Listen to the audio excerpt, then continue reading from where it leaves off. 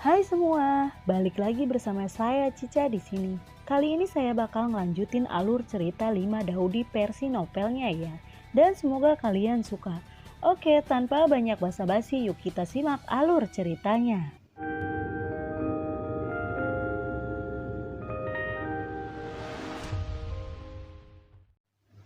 Di cerita sebelumnya, ketika cahaya fajar menyinari camp, semua orang bergegas ke alun-alun. 9 pria muda yang kuat tiba di alun-alun. Teng Hautian berteriak, "Pergi!" Sekelompok sosok terbang tinggi ke langit. Semua orang terbang ke arah domain hantu.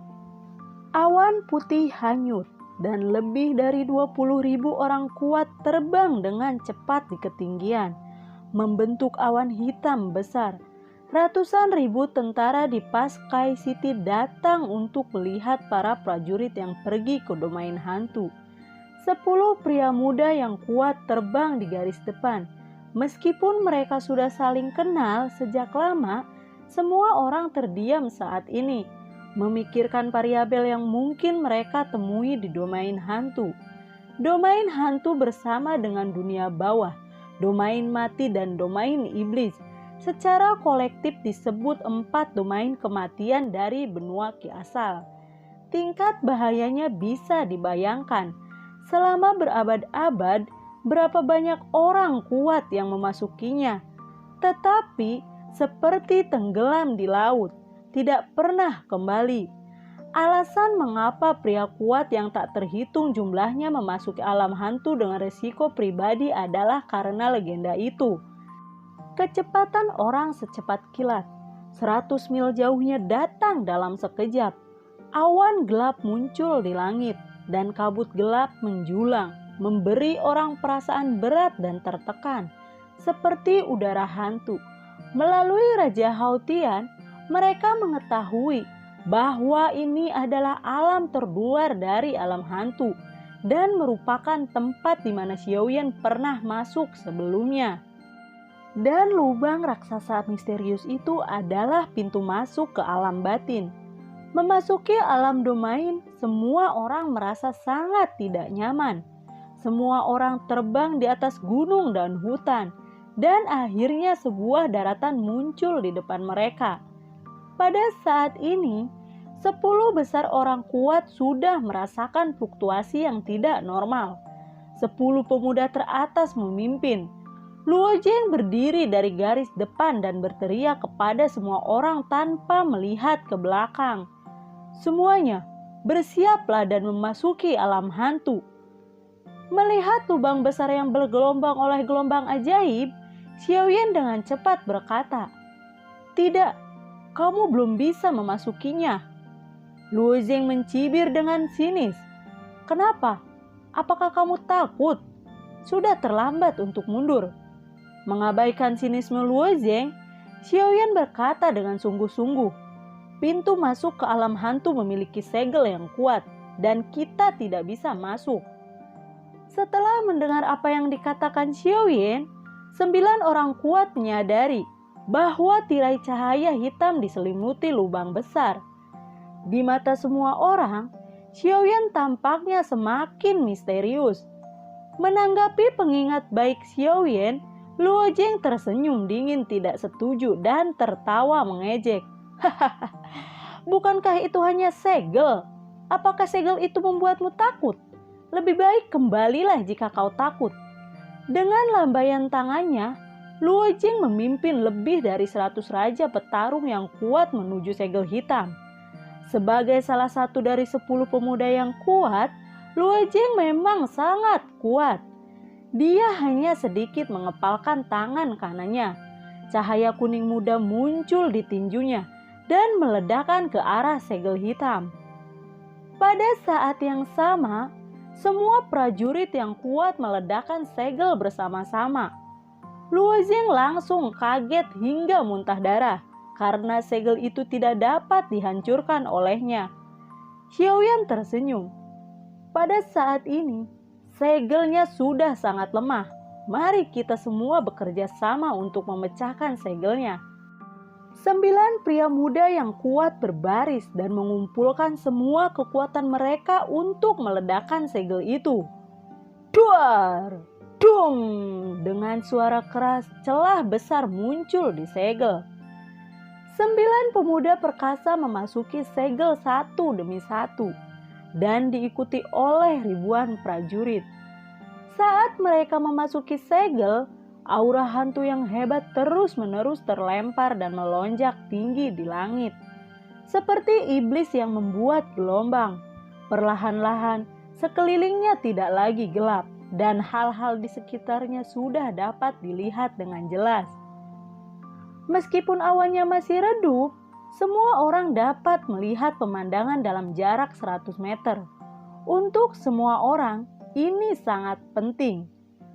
Pada saat ini, Xiaoyan merasa bahwa kekuatannya berkurang. Dia tidak lagi memiliki kekuatan untuk terbang. Melihat orang di sekitarnya, mereka juga menghadapi situasi yang sama. Semua orang jatuh ke jurang tak berdasar seperti meteor. Setiap orang memiliki ilusi, seolah-olah mereka telah memasuki terowongan ruang dan waktu. Melihat situasi yang tidak baik, seorang perwira tentara berteriak, "Tenang semuanya, jangan main-main dengan dirimu sendiri." Segera setelah itu, perwira itu melentangkan tangannya dan seekor cacing emas muncul di telapak tangannya. "Pergi!" Prajurit itu melambaikan tangan kanannya dan melemparkan naga emas ke udara. Tiba-tiba suara raungan naga 9 langit bergema di langit. Cacing emas langsung menjadi lebih besar dan naga emas yang panjangnya lebih dari 10 kaki muncul di langit. Naga bumi. Semua orang terkejut. Mereka telah melihat fajar dalam kegelapan. Xiaoyan juga sangat terkejut. Ini adalah pertama kalinya dia melihat seekor naga di dunia. Perwira prajurit memimpin untuk berdiri di atas punggung naga. Prajurit lain juga melompat ke punggung naga, dan punggung naga itu segera dipenuhi orang. Ternyata itu adalah kesatria naga. Seseorang teratas dari Universitas Sengnan bergumam pada dirinya sendiri. Xiaoyan di sampingnya mendengar dengan jelas dan bergumam, "Kesatria naga."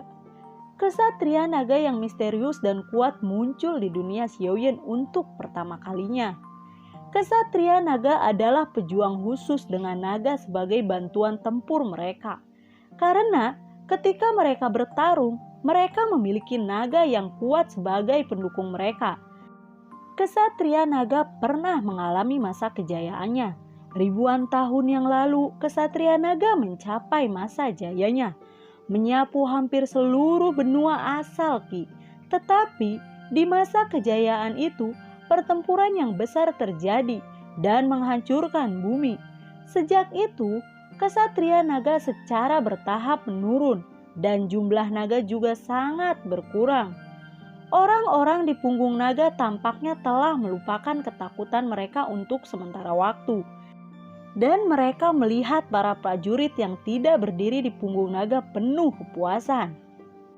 Mereka yang tidak berdiri di belakang naga pada saat ini, tubuh mereka sangat berat, seolah-olah dipenuhi dengan timah, dan tubuh mereka jatuh dengan sangat cepat, dengan kecepatan yang menakutkan.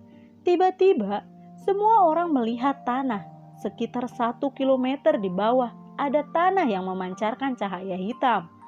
Akhirnya, mereka melihat tanah.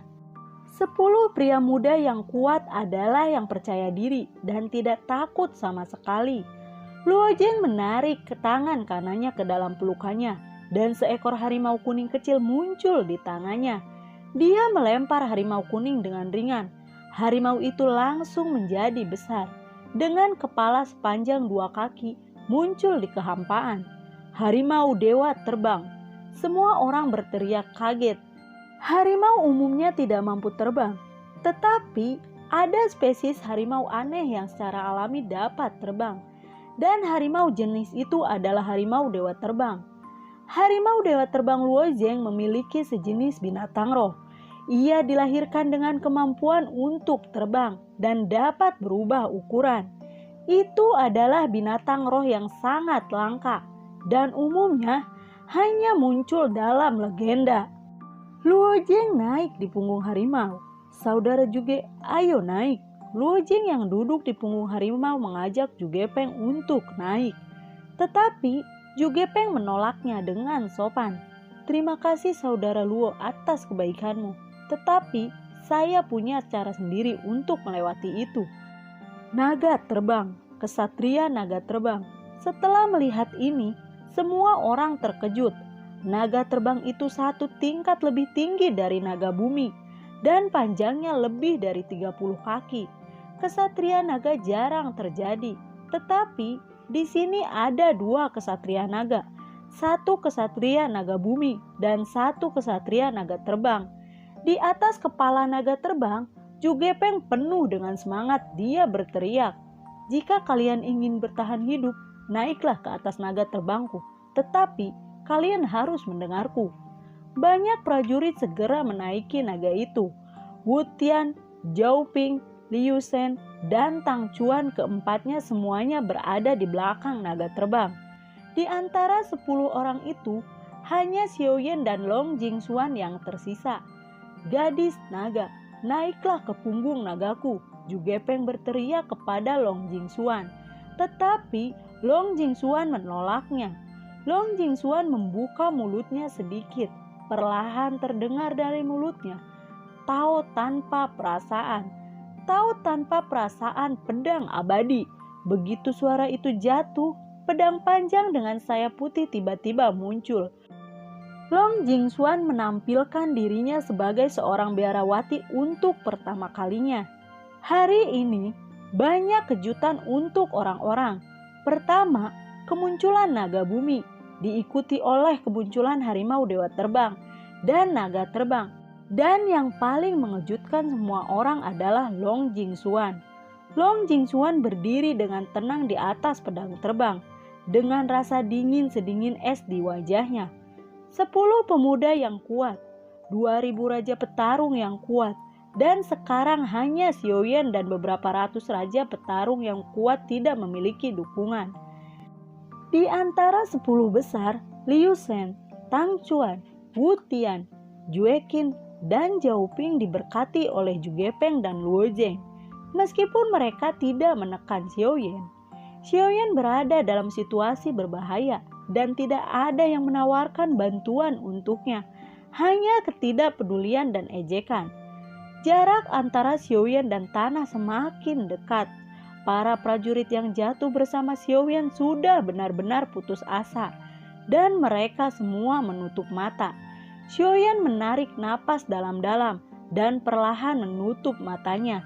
Apakah Xiao Yan benar-benar akan hancur berkeping-keping? Melihat Xiao Yan akan hancur berkeping-keping, hampir semua orang tidak memiliki simpati. Tetapi ketika jarak 15 meter dari tanah, Xiao Yan tiba-tiba membuka matanya dan berteriak panjang.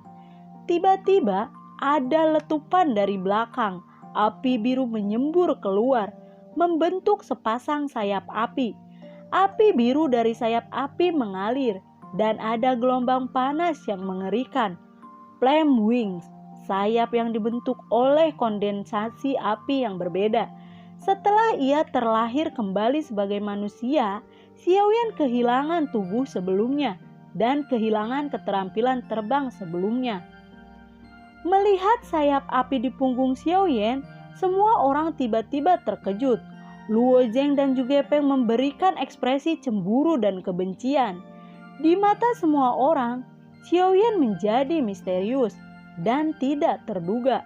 Dengan pengalaman hidup yang misterius dan keterampilan bertarung yang luar biasa, semua ini muncul pada seseorang remaja yang baru berusia 16 tahun. Ini bisa sangat menakutkan pada usia 16 tahun.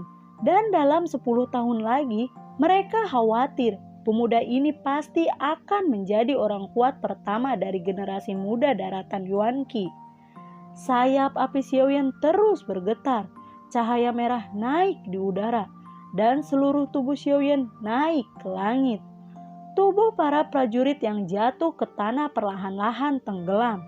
Para prajurit berjuang mati-matian dengan takjub, mencoba melepaskan diri. Tetapi semakin mereka melepaskan diri, semakin cepat mereka akan tenggelam. Ratusan tentara tenggelam dan benar-benar menghilang dari pandangan semua orang. Tanah kembali terang, seolah-olah tidak terjadi apa-apa. Ini rawa, seru Luojeng, dan semua orang akhirnya melihat bahwa apa yang disebut tanah hitam ternyata adalah rawa. Jugepeng mengendarai naga terbang dan terbang keluar rawa. Kemudian Luojeng mengendarai harimau dewa terbang dan kesatria naga bumi mengendarai naga bumi, membuat semua orang terbang keluar rawa. Terakhir, Xiaoyan dan Long Jingxuan mengikuti. Tiba-tiba, semua orang merasa bahwa gravitasi tubuh mereka telah meningkat 10 kali lipat dan semua orang jatuh ke tanah. 10 orang kuat itu merasa tubuhnya dipenuhi timah dan sangat berat. Semua orang menoleh ke belakang dan terkejut melihat bahwa tanah rawa asli telah berubah menjadi hutan pohon mati. Ribuan pohon mati tanpa jejak kehidupan berdiri di sana. Dengan langkah yang sulit, semua orang berjalan maju dengan hati-hati. Setelah berjalan sekitar 12 mil, napas kematian yang kuat mengalir seperti hantu, seperti kabut ajaib, dan ketakutan yang tak terlukiskan muncul di hati semua orang. Benar-benar mengerikan, Xiaoyan bergumam dengan suara rendah dan meningkatkan kewaspadaannya. Benar saja, tempat ini adalah tempat yang mengerikan. Satu kecerobohan mungkin akan melenyapkan seluruh pasukan. Setelah berjalan beberapa saat, sebuah batu kuno berdiri di sisi jalan. 3 perubahan kehidupan kuno terukir di batu besar. Jalan Huangquan. 3 karakter besar di batu itu sangat menarik perhatian. Di belakang prasasti batu kuno itu berkabut. Begitu semua orang memasuki kabut, seolah-olah mereka telah memasuki dunia lain. Di depan semua orang adalah jalan kuning tanah yang tak berujung, yang disebut Jalan Huangquan. Jalan Huangquan yang panjang benar-benar terlihat seperti lorong menuju gerbang neraka. Setelah berjalan di Jalan Huangquan untuk sementara waktu, semua orang secara bertahap terbiasa dan tidak lagi merasa takut. Segera mempercepat kecepatan mereka. Mereka ingin melihat apa akhir dari domain hantu ini. Tiba-tiba ada suara lembut dan 10 pemuda kuat yang berjalan di depannya merasa takut. Melihat satu persatu kerangka bangkit dari tanah. Itu makhluk andin. Cepat, semuanya bersiaplah bertarung. Wutian yang selalu rendah hati tiba-tiba berteriak. Pasukan kerangka yang tak terhitung banyaknya membanjiri mereka dari segala arah. Segera setelah kedua belah pihak bertemu, pertempuran sengit pecah. Lalu bagaimanakah kelanjutan ceritanya? Nantikan video Cica selanjutnya ya. Bagi kalian yang suka akan alur cerita yang Cica bawain, kalian bisa like, comment, share ke teman-teman kalian ya. Cica ucapin terima kasih juga buat kalian yang sudah mensupport Cica lewat link Saweria di bawah kolom deskripsi. Dan semoga sehat selalu ya buat kalian. Cica mohon pamit dan assalamualaikum. Dadah.